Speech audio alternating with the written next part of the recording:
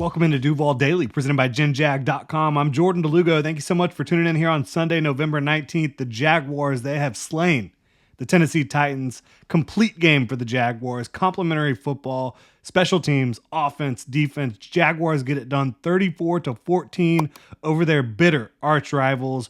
We begged for it. We got it. A Calvin Ridley game. Awesome game for Calvin Ridley. Awesome game for Trevor Lawrence. Zay Jones was back, made some plays for the Jaguars. I think he certainly helped open things up for the Jaguars passing attack. No Devon Hamilton, no Tyson Campbell, no Jamal Agnew, no problem for your Jacksonville Jaguars. Looking at early in the game, first drive, punt for the Jaguars was disappointing. The run game was looking a little anemic like it had throughout the last few weeks. No blocking up front for the Jaguars running game early, but the Jags did stick with it, and we will get to that. The Titans, they were moving the ball down the field on their first drive. First couple drives got a big Chris Moore run. They were able to slow things down, the Jaguars did, with a Will Levis fumble. He fumbled a high snap. Foye went and got it.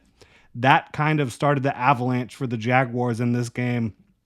Foye Oluokun was so good for this defense, but looking back at the offensive side of the ball, getting things going there, Calvin Ridley was big early for the Jaguars, had a third down catch early, defensive pass interference the next drive, and then the touchdown to get the Jaguars on the board 7-0.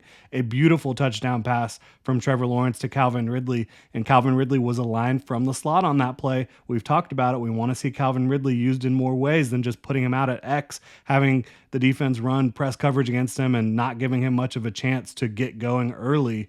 I think the Jaguars were able to do that in this game. I think Press Taylor and Doug Peterson deserve some credit for getting him going. Probably should have been able to do that earlier in the year, but Calvin Ridley, really big day. I loved how they used him in this one. The Jags led 7-0 at the end of the first quarter. Then early on in the second quarter, just one of the funniest plays I've ever seen on a Titans punt. Anthony Kendall was falling back into the end zone, trying to down the football before it rolled into the end zone, tried to kick it, then kind of leapfrog into the end zone. If you watched the game, you saw it. It was a pretty hilarious play, and the officials didn't really know how to handle that call for a while. So it was just an interesting, funny little play. Titans player not getting the job done. Officials struggling to make a call, as we've seen quite a bit throughout the 2023 season. The referees and officiating crews struggling in the NFL and across the football landscape. But that's neither here nor there. Ezra Cleveland, he came in at left guard.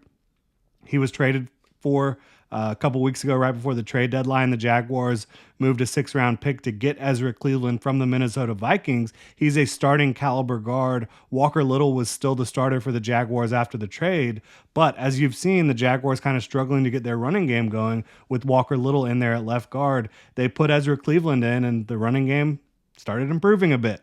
No big surprise there. Ezra Cleveland is a natural left guard. He's a starting caliber player at that position. And Walker Little is a guy who, despite practicing a good bit at left guard over the last couple years under this regime, just simply does not have the experience, the reps in game to compete at a high level, in my opinion, against a very talented Tennessee Titans defensive front. So Ezra Cleveland came in and things started improving, in my opinion, against the run. The Jaguars, they drove the ball down the field on that next drive. They were forced to take a field goal after Jeffrey Simmons stuffed a third and short run, but the Jaguars, they got up 10-0 in the second quarter. Lawrence later on, right after that next drive, connected with Calvin Ridley on a big shot down the field, 34 yards down the sideline to get into the red zone there. Again, the Jaguars could not score in the red zone, but they were able to get the field goal. 13-0 at halftime for the Jaguars. You would have liked more touchdowns from that offense early in the game. Again, they were able to move the ball pretty much at will. They were dominating defensively in the first half against a really bad offense for the Tennessee Titans. 13-0 lead at halftime. Second half, Jaguars start with the football. Dearness Johnson, he had some big plays for them as RB2 came out in the second half and was toting the rock for them pretty well. This is a guy that I think you've seen him take over the running back 2 job in Jacksonville, and we've seen him in Cleveland. You know, whenever Kareem Hunt went down or Nick Chubb went down, whenever he was able to get carries, Dearness Johnson did really good work for the Cleveland Browns. Jaguars brought him over this year. He's a guy that's very good on special teams as well, and he's been really solid for the Jaguars as their RB2 the last couple weeks, in my opinion. So good to see him playing at a high level. The Jaguars, for me, they were still having some issues in this game, pre-snap organization and communication. Obviously, you're going to kind of gloss over that in a 34-14 win, but I think that's something they still need to improve upon. But they overcame that in the second half in a big way. Lawrence led a touchdown drive on the first drive of the second half. He was able to score with his legs. Then on the next drive, it was all Calvin Ridley, all drive long. He got his second touchdown of the game.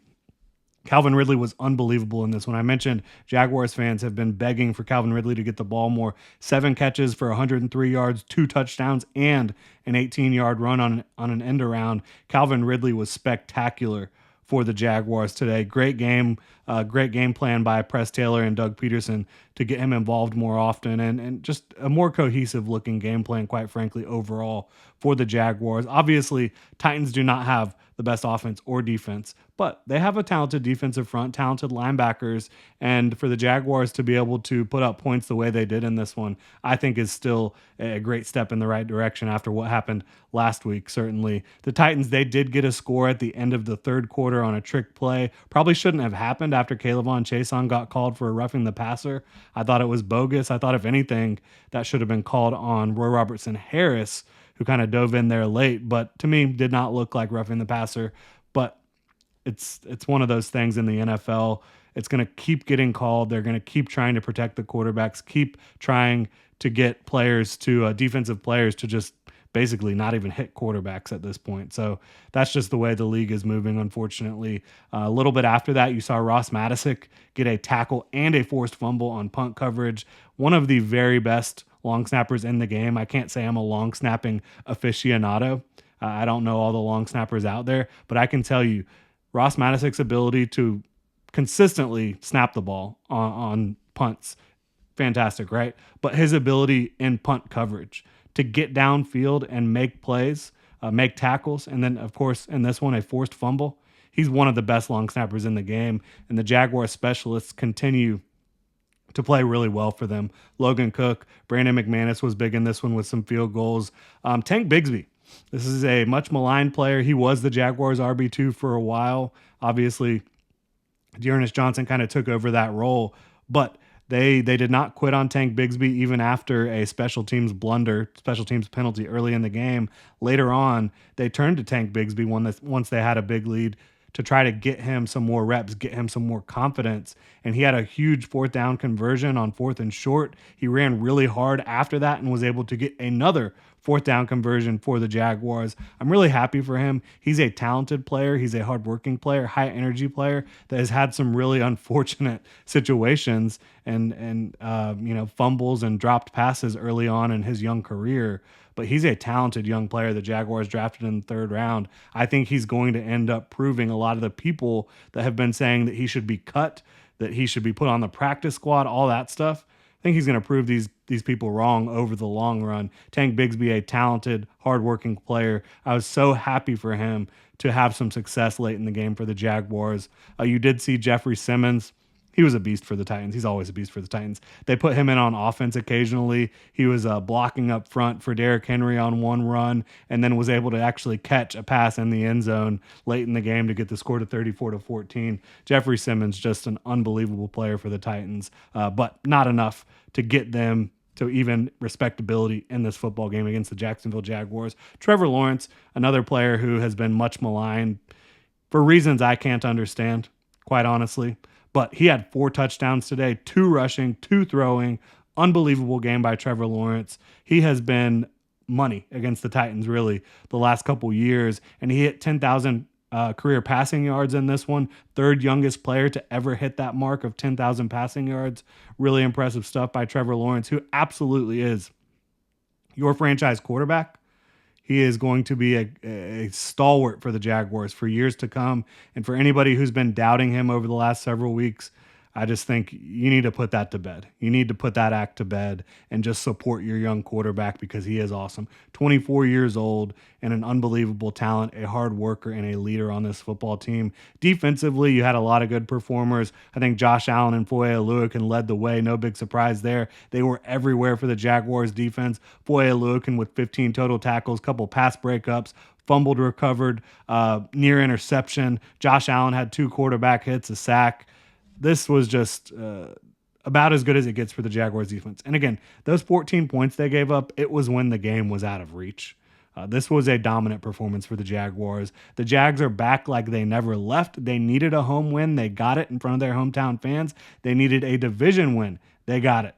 They needed to beat their arch rivals, got it done. They still have to prove that they can beat the best teams in the league, right? They've struggled a little bit against the Chiefs over the last couple years. 49ers came in here and handed it to them last week. And of course, lost to the Eagles last year. So I think those have been the top three teams in the NFL the last couple years. Jaguars haven't been able to beat them. But as of right now, they are 7-3. They're in first place in the AFC South, coming off a huge win against the Tennessee Titans. They have a date next week in Houston with the Texans that will be for the division lead. Whoever wins that game will have first place in the AFC South. And it'll be a tight race going down the stretch. Obviously, there's been some shakeups at the top of the AFC in the playoff projections with some quarterbacks going down, some quarterbacks on the Jaguars schedule coming up, going down, Joe Burrow and Deshaun Watson. So we'll see how that all shakes out. But really appreciate y'all tuning in. Appreciate your support of the channel. If you enjoy the content, please like, subscribe, hit that notification bell. You can also check out genjag.com/shop and pick up some new Duval gear. Y'all have a good one.